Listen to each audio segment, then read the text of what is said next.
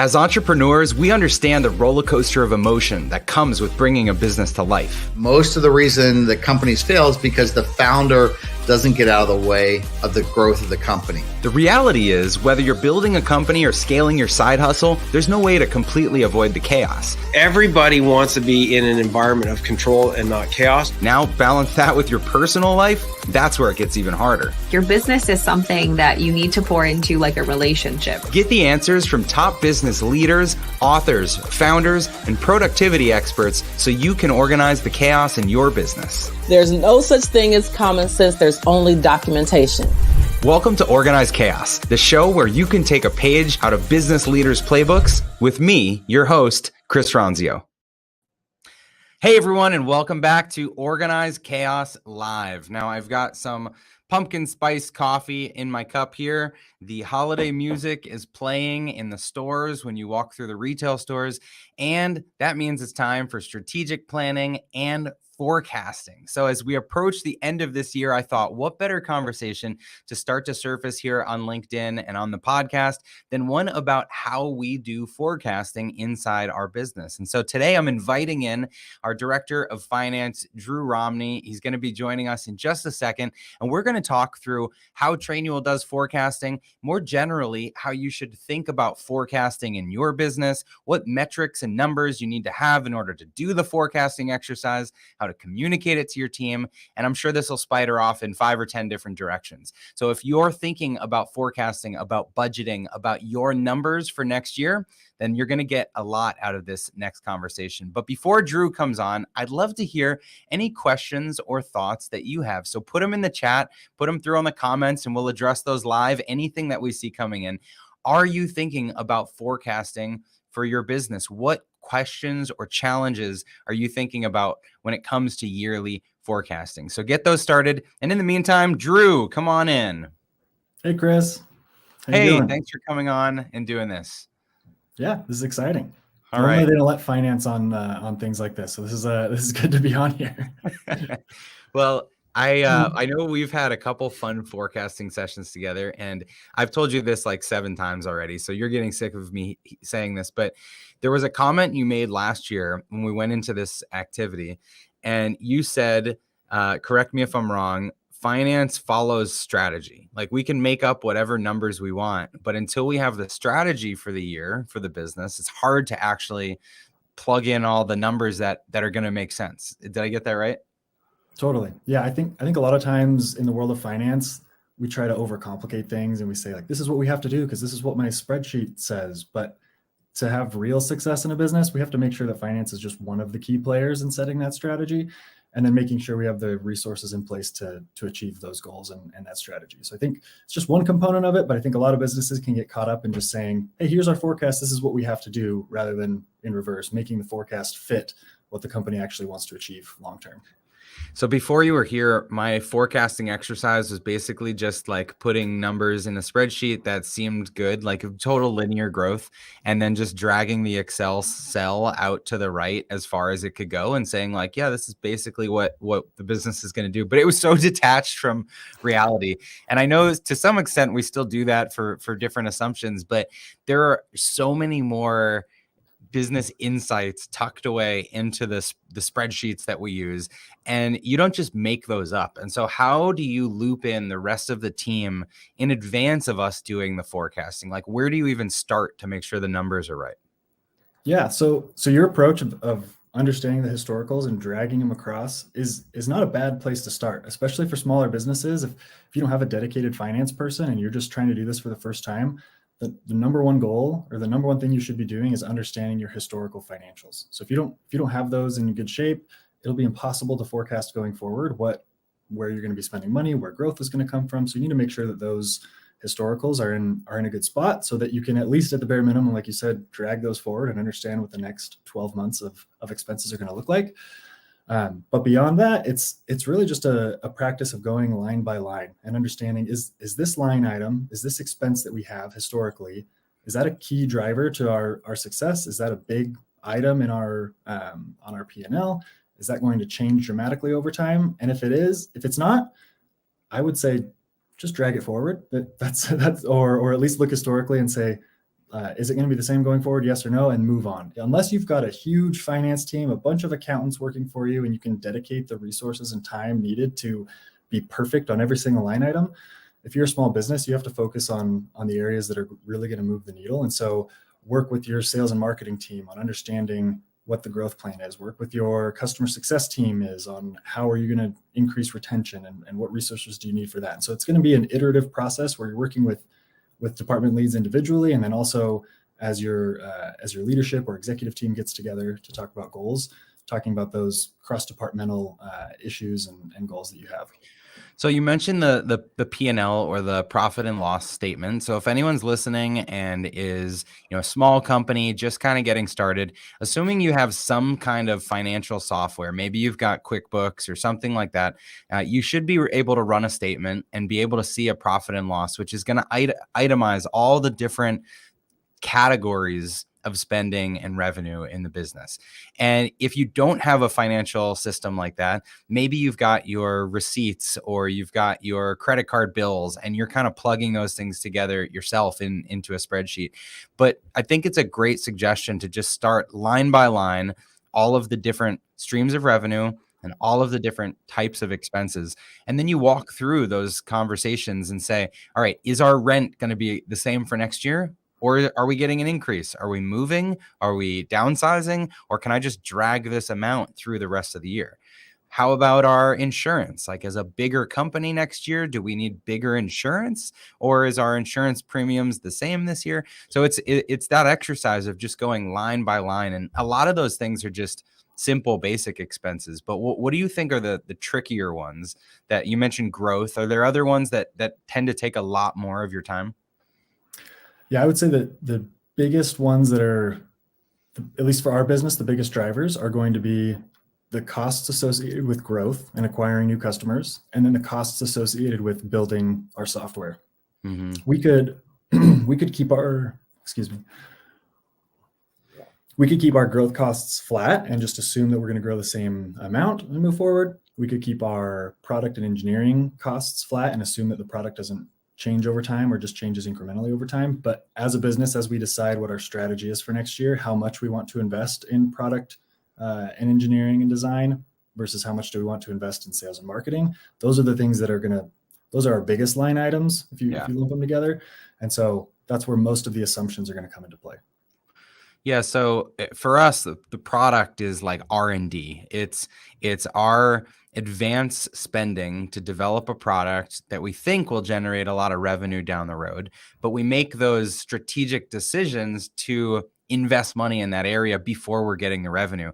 And across everyone's business that's listening, they're probably making some of those leaps of faith themselves. They're saying, I'm going to buy these raw materials that I need to try to supply this big order, or I'm going to hire somebody maybe that I don't quite need for today's business, but 6 months from now, they need to ramp up and be able to be there for my business. So all those R&D expenses are where we're kind of just guessing, right? Is forecasting just kind of guessing in some ways? In some ways, I think if you're too loose about it, you can get into trouble. The number one mistake I see companies make is that they spend based on their forecast, based on what they project for the year, but their revenue doesn't match what they have projected for the year. So they think, our expenses are according to plan, but if your revenue isn't matching what you also projected for the year, you can get into trouble cash flow wise, or cash burn wise, depending on the stage of your business. And that's where you get into the biggest mistakes. And so yes, there is some guessing going on, but I think you can put guardrails and do some scenario planning in place to make sure that as you check in monthly or quarterly throughout the year at how you're trending to your forecast, then you can make those adjustments as you go. I want to come back to scenario planning because I think that's a great takeaway that everyone could work on for next year. There's a few different scenarios of your forecast, but I see a lot of people's budgets that are, like business pitch competitions or something, when I'm involved with things around town, and I'll see people come in and they say, yeah, our sales this year were $50,000 or $100,000, and next year is going to be 4 million, and like a lot of people have these huge leaps, these massive assumptions. And I don't know if they're doing that just because They're crossing their fingers and they're trying to raise money. But you're right. A lot of times the revenue falls short and the spending doesn't. And so what's the like, how on top of your forecast should you be? Is it weekly? Is it monthly that you're saying, hey, revenue's not where it should be, let's cut back spending? I think monthly is the right cadence to really look at it, especially if you're closing the books monthly. You might not have a great idea on what some of the expenses are until you close your books on a monthly basis. And so that's, for me, that's the right cadence to be looking at things. And then quarterly, we do a bigger update. So each month we might do minor tweaks, minor updates, we might say, hey, marketing, based on our growth the last couple of months, let's cut back on spend, or let's increase spend if things are going really well. And then each quarter we have an opportunity to sit down with all the leaders, and I work with you, Chris, on saying, hey, here's what we've done the last 6 or 8 quarters. Here's where we're trending. Here's where we're projecting the next couple of quarters. Like, according to what we've done, should we make any adjustments to spend going forward? And so I think as long as you have that cadence of looking at it monthly or quarterly, you won't find yourself in too big of an issue. But what happens, I think, with a lot of companies is they really do consider annual planning, and they say, this is our plan for the year. This is what we're going to stick with. We've already got our headcount and our hiring plan. We already have those job descriptions written. We already told the team that this is what we're going to do, that in 9 months, we're going to have another squad of developers and product managers and designers. And then revenue falls a little bit short, but we've already got in our mind that we're making those hires. So I think you have to be flexible, but at the same time, understand that it's not going to be perfect going forward. So part of that flexibility comes down to having scenarios, like you mentioned. How many scenarios do you think are appropriate and versus overkill? Yeah, I might have like a little bit of a not a super popular opinion on this. I like having one scenario like that you truly stick to, but be able to adjust your assumptions very easily to where you can play around with it every month or quarter to say, like, if this were to happen, what would happen? If this were to happen, what would happen? And I think some companies get in a habit of having like 3 or 4 different plans, that one that they present to the board, one that they have internally, one that they present to future investors that has that like 50,000 to 4 million growth that you're talking about, Chris. And what happens is they're trying to like serve too many people, and they don't understand what their actual goal and plan is because they've got so many different plans floating around. So I kind of like the idea of having one, but have some what we call sensitivity analysis built into it. So we have our base plan, the one we're going with. It's sort of part forecast, part plan, part goal setting framework, and then have some sensitivity analysis built in to say, all right, so our assumption for churn is X%. What if that went up 1%? What if that went down 1%? What would that do to top line or to bottom line? And make sure that we keep an eye on that. And what if customer acquisition cost went up by 10% or down by 20%? What would that do to cash and to growth and things like that? So I like to have one plan put forth to the team to say, this is what we're going to do going forward, and we're going to adjust it accordingly. But here's some sensitivity analysis to say, if we're off track in these key assumptions, this is what it's going to do to the end result. Yeah, I like having one plan too, but I think when we go into planning, we tend to put in some numbers that we think are like best case scenario and worst case scenario, because when you're testing those assumptions, you want to test the bounds of what's reasonable. Like, based on our business knowledge, we don't think that this metric is going to dip below here. That would be crazy. Or we don't think it's going to go above here. That would be crazy. And so we know that if we're sort of within those 2 guardrails, that this is the range for where we could be next year. And so when we've got that range in mind, then we move forward with the single forecast. But we know that we're kind of, zigzagging or bouncing in between that range. We're somewhere we're going to land between the low end and the high end of that range, unless something just crazy happens that's kind of outside our control. Yeah, and I think that's fair. It also makes you think high level, like what could go wrong.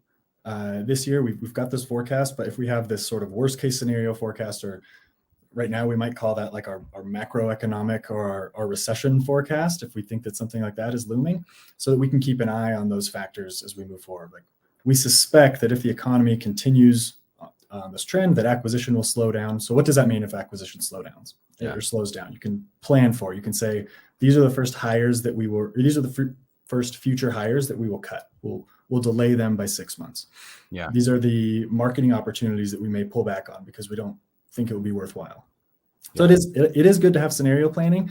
I just think companies need to be careful about trying to have too many goals, because then people get confused on what the ultimate goal is. Is it the one that we presented to the board, or is it the one that we're presenting to future investors? Is it the one that we are looking at internally? And so that can get confusing, but the scenario planning to make sure that we have the right resources depending on what actually takes place is definitely key. Yeah, and there's a lot of news floating around right now about layoffs and companies that started spending like crazy and now have had to make really dramatic spending cuts. And I think that one of the ways that we've always managed the business is to be conservative on our spending and not make that next hire until we're confident, until we get the revenue there. And so, and you know, frankly, a lot has changed over the last 6 months where we've said, no, we're going to delay this hire, or no, we're going to delay this initiative. But because we haven't done those things too hastily, we haven't had to make the cuts on the other side that a lot of other businesses are. And so I think this knowing your base plan can be really helpful for not having to retroactively cut things that you added and make these sort of knee-jerk reactions in the business. Totally. I think going into the year, having certain rules in place that allow you to be flexible makes a lot of sense. So you can tell, in this example, you can tell R&D, product design and engineering, hey, we'll add another 5 or 10 people in Q2 or Q3 if we're at this revenue goal. So you can set sort of those guardrails that you're talking about, saying the plan is to do that, but only if we're at this level. If not, then you also need to have a backup plan on what the product roadmap looks like, to know that, hey, you're not getting these 5 or 10 people at this point in time. So make sure that you're planning accordingly for that. So I think having some of those guardrails or those rules in place and not being super strict on, hey, the budget said we're going to do this, so we have to do this, is really helpful for companies as they build their plan. Right. Drew, random question, but do you cook at all? Do you bake at all or anything? I do. Not a big baker, but cooking, yeah. You ever heard the term mise en place? I think I'm saying that wrong, but you know, it's like the stuff that's ready to go in order to bake. Totally. What's the mise en place for forecasting? Like what do you need to have ready to go to do this exercise? And let's assume not everyone listening is in software. It could be any kind of business. What should they be wrapping their heads around to go into the exercise? Yeah. I think having a good forecast template is a great place to start. So there's resources out there where you can pull down Excel templates or Google Sheet templates if you're just doing this for the first time. There's also software out there that helps with this. We have kept things fairly basic around here and utilize Excel for this for the time being.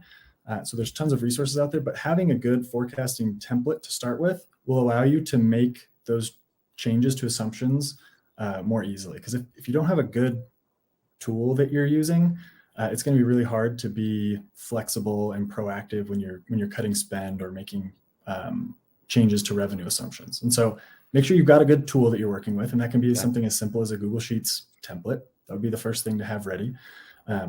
We're going into annual planning here at Trainual over the next couple of weeks as we think about these things. And so I've got a good template to where while we're in annual planning live and we talk about some of our goals and initiatives, I can make quick changes to say, like, all right, if we focus on this area and hit this goal, this is what our growth will look like.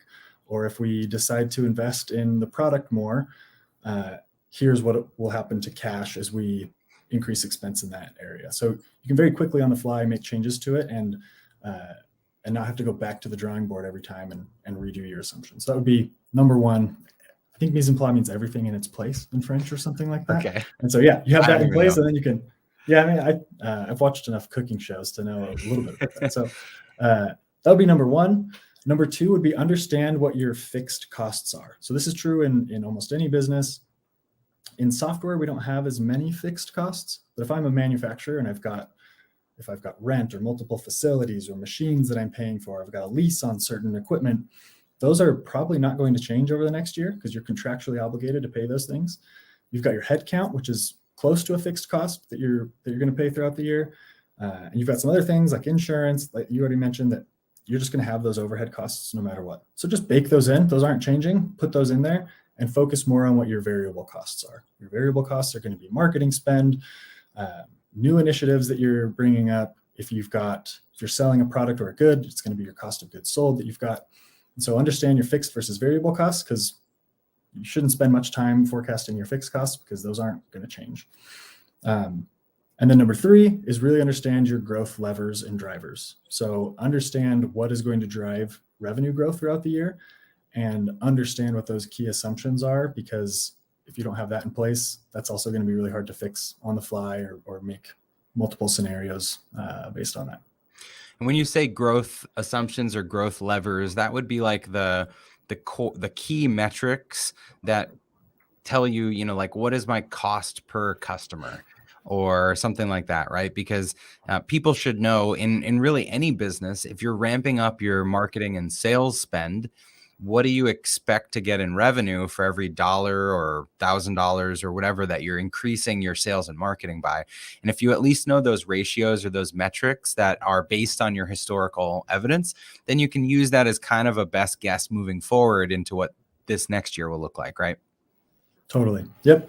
And this goes back to understanding what the keys and the goals of the business are. Maybe growth isn't your goal. Maybe you just want to maintain the same revenue number, but your goal for the year is to cut costs. So spend your time on that exercise rather than the growth one. So understanding the goals of the business, super helpful in this. If you're a startup and you're running out of cash, like what do you have to do to raise money in the next 12 months? That should be your goal. And you should focus on your cash conversion cycle and reducing burn and things like that until you can raise those funds. Let's talk waterfalls. This, exactly what I'm talking about, but anybody that's listening. So when we first decided to raise money at Trainual, one of our investors, he's on our board of directors, Troy Henikoff, he suggested this format. I guess it's called just a waterfall. I don't know. Is there a different word for it? No, I think that's right. No, waterfalls. All right. So I want you, everybody that's listening, put your like visual artist hat on and just imagine a spreadsheet that has a long row across the top. And then as it goes down, it's got like 1 month less, 1 month less, 1 month less, something like that, because it kind of looks like a wave or a waterfall. But what you're doing is you're forecasting month by month what your revenue will be. And what I love about this chart is that every month you kind of do a new forecast and you put in your actuals for the previous month, and then you reforecast out what the rest of the year looks like. And so if you're scanning this document through the year, you can see exactly where your assumptions changed, how your projections are changing from the very beginning of the year through the end of the year. And so we can provide a template or link to this in the show notes, but this idea of that waterfall for revenue, for us, for cash. So anyone that raises money and is spending through that money, you want to do it for cash. But I think generally any business could do this for forecasting their sales. And the important thing here is month by month by month, reforecast, put in the changes for the rest of the year to catch it early, right? This has been helpful. Because otherwise you have to pull up like the full forecast to understand. When we did this in January, we said that our end of year revenue was going to be X. And then you got to pull up your February forecast and say, in February, we thought that our end of the year revenue was going to be Y. But to have it in one neat place, you can throughout the year say, back in January, we thought by now we would be at 100 million, but we're actually only at 80 million. So like what happened? Where did we go wrong? And it helps you strengthen your forecasting skills and understand the assumptions that you made throughout the year that were wrong, so that you can be better or more accurate going forward. So that is a tip that I think has worked really well for us, and I'd recommend to everyone else. Again, whatever kind of business, make it a monthly habit to sit down and reforecast the rest of the year, because then you don't find yourself in a position where you're 3-6 months into it and way off. And now you've made decisions, you've made more hires, you've spent too much money, and you're just way off. It's a great exercise. So this relates a little to my next question, which is, any other tips for approaching forecasting in such an unpredictable market? How do you build in that buffer or that margin of error? Yeah, so a lot of it goes back to the scenario planning or the sensitivity analysis that we've talked about, and just understanding what levers or what assumptions would have to be true for this forecast to be right. So as you're going through the year, you say like, all right, if our conversion rate in our case, if our conversion rate from trialing customers to paying customers, if that's X, but it's actually 2 percentage points lower than that. What does that do to our growth? What does that do to our cash? What does that do to all the other line items on the sheet? Understanding that going into it, then you can keep an eye out for it and say, hey, it's trending towards that. So it looks like we need to make some changes to either our spend or our headcount or things like that. So it's understanding what those drivers are so you can catch them early, because let's say that churn in these economic times, if churn increases and more paying customers are rolling off, that might impact your cash or your revenue in the first month. But if that continues, if that compounds for the next 12 months, that's going to be a huge impact to your goal and where you want to be. And so catching those things early on is really important. Another thing is just being realistic. Sometimes in finance, we get labeled as like pessimistic or like the Debbie Downers, like we're saying like, marketing, I know you say we're going to like grow 5x this year, but maybe let's just plan on 3x this year. Because if you get too optimistic, I think that's where a lot of companies get in trouble. And frankly, we saw a lot of SaaS companies over the last 18 months raise money at super high valuations, assume that everything was going to be rosy going forward, and they hired hundreds or thousands of employees that they've since let go. And so we never want to be in that position as a company. And so we try to be as realistic as we can, but also optimistic, but with some guardrails. Yeah. So what are the other practices we've put in place to stay on top of our financials? Like maybe could you talk about the dashboards or the monthly meetings that we have or the weekly meetings, just anything that could be helpful for someone listening? Yeah. So one of my keys to success is get a really, really good accountant. Here at Trainual, we have an awesome accountant. She is the reason that we have a lot of this stuff. She's the reason that we're able to forecast going forward, is because we know that our historicals are like perfect. And so have a really, really good accountant. That really helps, especially with your expense management and being able to forecast those in the future. That would be my tip number one.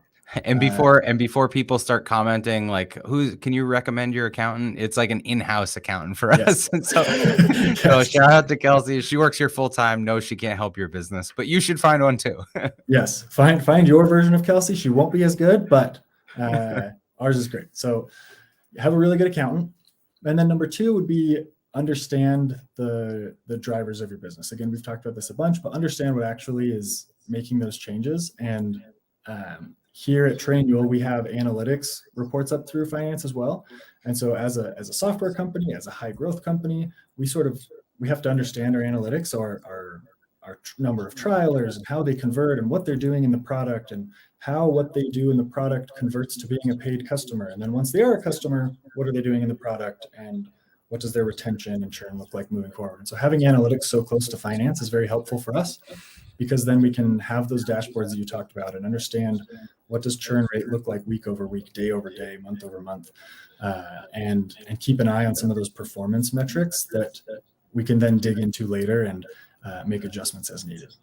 So I always had dashboards, even for my consulting business, for my video business. There are just certain metrics that, whether you do it yourself in an Excel file or a Google sheet or something, or you use some kind of software, you might want to plug into your Google Analytics and see what your traffic is like on your website. You might want to plug into your credit card processing account and see what your monthly transactions month to date are looking like. There's certain just metrics that having them front and center, top of mind, increases your financial literacy in your own business. And I think that that's part of what keeps us honest with our forecasting, is that we all know the numbers. We look at them on a weekly basis in our leadership meetings. We share them at our all hands. We have our weekly operations meetings. So I think having a dashboard and having a planned cadence to review the dashboard is really important.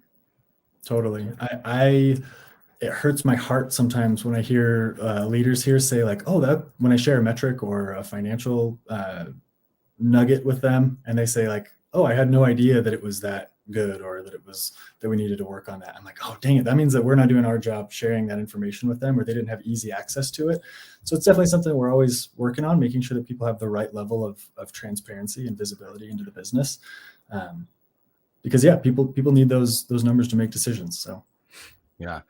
So, all right, we've got dashboards, we've got the cadence, and then we also have a monthly meeting that we send out kind of a snapshot to all of our people leaders, right? And so for companies that, maybe have more people, this could be a tip that, include an update on your budget, on your forecast, on your P&L, for anyone that's managing people so that they can be setting the right expectations, making the right decisions about how your company's spending money on a monthly basis. Yep, totally. I think that employees, that's like the number one way that you can build trust with your employees is to be transparent about some of those numbers, especially during difficult economic times like we're going through now. People naturally are going to assume the worst, like the company is not performing as well as we thought, and other companies are having layoffs. Does that mean that we're going to have layoffs? And being as transparent about where the company is financially with your employees is huge to maintain that trust, to build that trust, and get everybody into the mission and vision going forward. Yeah. Now, there's been times at Trainual, I think I've shot a video on this in the past, where I've said we have an unlimited marketing budget. And I know from from a finance perspective, you don't like unlimited budgets for anything. But can we talk through just a little bit of the investment versus expense mindset and how it could be true in some businesses to have an unlimited budget for some areas? Yeah, absolutely. So in our business, in software, it is almost most companies that grow to be big, successful software companies have had to raise money at some point. And the reason they have to raise money is because it takes a long time to build software. And historically, when you build a software custom for a company and you go install it on-prem and you'd have to keep it updated, like those companies were paying millions of dollars a year for that software. But being able to, as software as a service, charge so little for your software, it's going to take some time before you can become profitable. So you have to raise money along the way. But there are certain financial metrics, especially in the SaaS world, where you can know that you're on track and that you're building a healthy company. A lot of these are called unit economics. So what does it cost you to acquire a customer? How much do they pay you? And how long is it going to take you to repay the cost to acquire that customer? And then what's the lifetime value of that customer? What's the estimated lifetime value of that customer? Are they going to pay you more over time? Are they going to churn and only be with you for a few months? And if you can understand those, then you can set these unlimited budgets saying, well, we know that if we acquire a customer for $1,000 and they pay us $100 a month, that we will pay back that cost to acquire them in 10 months. And we know that on average, they stay with us for 5 years. And so if we can do that, then our marketing budget is unlimited. We can spend as much as we want because while we may lose a little bit of money in the short term, we're building a huge business for the future because the unit economics make sense. Let me give don't make sense. No unlimited marketing budget. Yeah. Let me give an even simpler example, a non-software example. Let's just imagine that you had like a bakery and you could stand out on the street and offer people $1 to come into your bakery. And anybody that you hand $1 to, they come into the bakery and on average, they spend $5. They buy some muffins or cupcakes or whatever. And you did it all day and you handed out dollars and they bought and you saw that you've got that same 1-to-5 kind of ratio. Now imagine that you exhausted all of the people that are walking through the streets, but then you could start advertising on Facebook or something, the same kind of dollar, and people spend $5 on your website and you plus shipping and you make the same sort of equation. And now you've got this massive pool of customers that still you can acquire profitably. They come in, they buy your product or service, and you come out ahead on that transaction. In those scenarios, that's what you're saying, Drew, that you kind of have an unlimited budget to invest in acquisition until you start to see those unit economics changing. And I think a lot of businesses are not clear on those unit economics. And, even I'll give another example in my consulting firm. When people would come in and spend $5,000 or $10,000 or $20,000 on consulting services, and they found out about me through a referral, and I wasn't coming out of pocket on, on Google ads or something, you kind of just can't even compute what your cost of acquisition is. And so I had to really work at this, but I started tallying up the time I was spending networking, going to coffees, whatever, what portion of my salary is that time that I'm spending. Any kind of materials that I'm printing or handing out or sending to people. I had a book that was up on my website. Like, you include that in your cost of acquisition. It's content that you're creating. And so you can get creative, but everyone that's listening needs to somehow figure out, what am I spending to get customers, and what are they paying my business over their lifetime with us, to start to dial in that metric. And if you have a healthy metric, then you can really turn up your marketing. I had a friend that used to put together these like gift baskets, and he realized that if he put together a gift basket that cost him about $100 and dropped them off at 10 different ideal customers, he would get 1 out of those 10 to buy with his business. So 1 out of those 10 people, it would cost him $1,000 in these baskets, but then they'd end up spending something like $25,000 at his business. And so he said, I'm just going to give these out all day to everyone. And his business skyrocketed to millions in revenue because he figured that out. And so this is something that I think plays into forecasting, because you need to understand those unit economics. And then you test them at different assumptions. You say, can I do this with 10 customers, with 100 customers, and watch how they change? Yep. Yeah. Watching how they change is key, right? Because those unit economics may not scale at the same rate. So that the first few customers at your bakery are going to come in without you giving them $1, right? And they might spend the most. They might spend $10 each. Yeah. And so then you start spending to get them into the bakery, but those aren't spending as much. And if you were to go too high, then you're just going to get people taking dollars or taking the free samples and not spending anything. So understanding that is like the key to the unit economic discussion. How does that scale, and where are you spending money most efficiently? Love it. All right. So assuming everyone goes through this kind of forecasting exercise, which we have been going through, and we'll finish up here in the next few weeks, let's wrap up by just talking about the communication of this. So we have an annual kickoff meeting we do every December. You'll stand up and you'll kind of paint a picture for everyone. So can you talk a little bit about how we communicate this to the rest of the company? Yeah. So going back to my first point, the most important thing that we communicate is, what is our company goal or objective or purpose for the year? Like, what are we trying to accomplish as a company? Who are we serving? What problem are we solving? How are we solving that problem? And then finance can come in at the end and say, and this is what we think it's going to look like numbers wise. We think that this is the growth that we need to achieve to get closer to what our mission is as a company. This is how many people we think that is going to be. This is where we think the product is going to end up, and how much we're going to spend in those certain areas. And we'll review this company-wide, at least on a quarterly basis, with the leadership team, at least on a monthly basis. But that's sort of the intro to that transparency that we talked about earlier, of having a big picture kickoff to let everybody know where the company should be in the next year and what their role is in building that. Right. Because everyone has a role. Everyone is part of this. They are a line item on the P&L, right? They have a salary, but then they also have the ability to impact the customer, or to sell some product, or to improve some of our metrics. And if everyone knows in some way where they fit into the forecast and how they can help the company hit their goals, then I think everyone's more unified going into the year. Absolutely. All right. Drew, anything else on forecasting? Any last tips or words you'd share with everyone? No, I would say it is worth it. It's worth the exercise. If this is your first time doing it, it may feel like you don't know where to start, or you don't know what the future looks like. So why even spend time looking into it? But I promise it will give you a more holistic view of the business and help you understand where you need to be at certain points in the year to achieve whatever your company goal is for the year. So totally worth it. But go into it knowing that you're not going to get everything right the first time or ever, but it'll at least give you an idea of where you need to allocate resources and how to grow your business. Awesome. All right, Drew Romney, thank you for being here again. Drew's our Director of Finance and Operations over here at Trainual. He's affectionately known internally as Drupe Fiasco for all of his antics, but he adds a lot of fun to our meeting. So Drew, thank you for sharing some insights there.